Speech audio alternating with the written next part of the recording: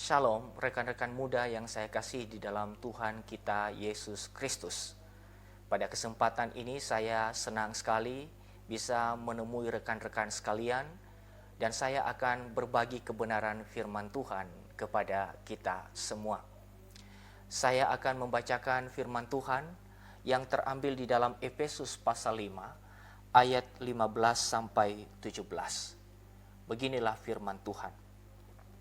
Karena itu, perhatikanlah dengan saksama bagaimana kamu hidup, janganlah seperti orang bebal, tetapi seperti orang arif.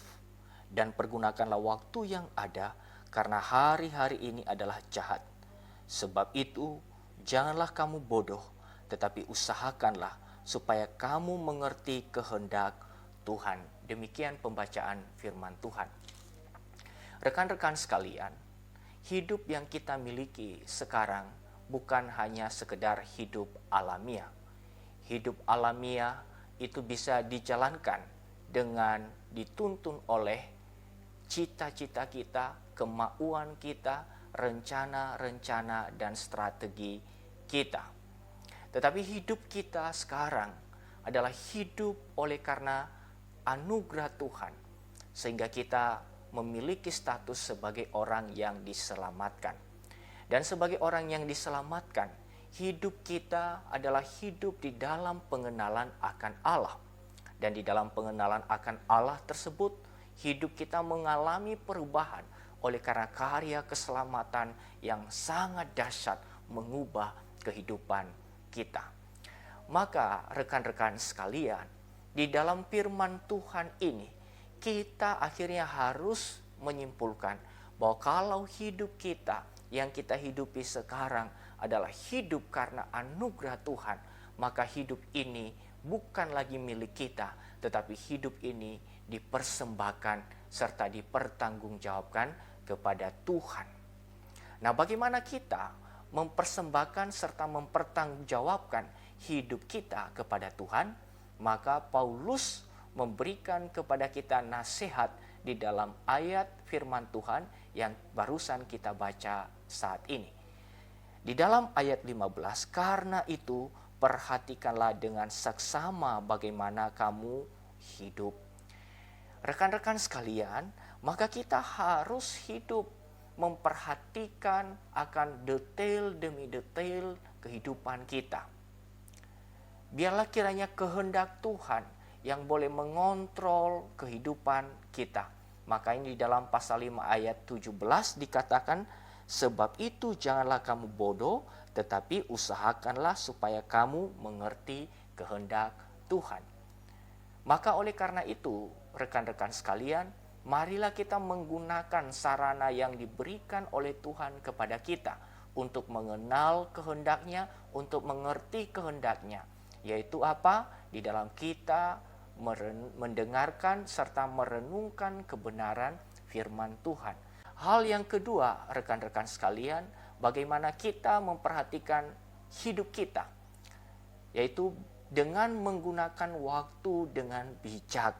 Di dalam ayat 16, dan pergunakanlah waktu yang ada. Menggunakan waktu yang ada itu artinya, rekan-rekan, kita menghargai waktu yang Tuhan berikan bagi kita. Untuk apa? Untuk kita bisa bekerja produktif, mempersembahkan hasil kerja kita kepada Tuhan. Kini semua apa yang kita kerjakan, oleh karena kita adalah orang yang diselamatkan di dalam Kristus Yesus, tidak lagi berfokus untuk diri kita sendiri, tetapi itu adalah kita persembahkan kepada Tuhan. Oleh karena itu, rekan-rekan sekalian, marilah kita mempergunakan waktu yang ada. Saya rasa rekan-rekan kita punya waktu yang cukup banyak, apalagi di masa-masa ini. Tetapi kalau kita justru menganggap bahwa masa-masa ini adalah masa bebas kita, maka tentu kita tidak bisa menghasilkan produktivitas apa-apa. Kita sebagai pelajar, mungkin kita mengatakan bahwa kita bisa mengerjakan tugas kapan saja. Tetapi ingat saudara-saudara, kita ini adalah orang yang harus mempertanggungjawabkan semua yang diberikan oleh Tuhan kepada kita dan kita harus bisa melakukannya dengan sebaik-baiknya. Nah, rekan-rekan sekalian, biarlah kiranya di masa-masa stay at home ini kita tetap produktif, kita tetap mempergunakan waktu yang ada sebaik-baiknya, dan kita bisa bertindak dengan memperhatikan dengan seksama bagaimana kita hidup. Dan dengan demikian, apa yang kita bisa kerjakan itu sebetulnya juga sedang menerangkan bahwa kita punya status sebagai anak-anak Allah, sekaligus juga sedang menjadi kesaksian bagi orang yang ada di sekitar kita.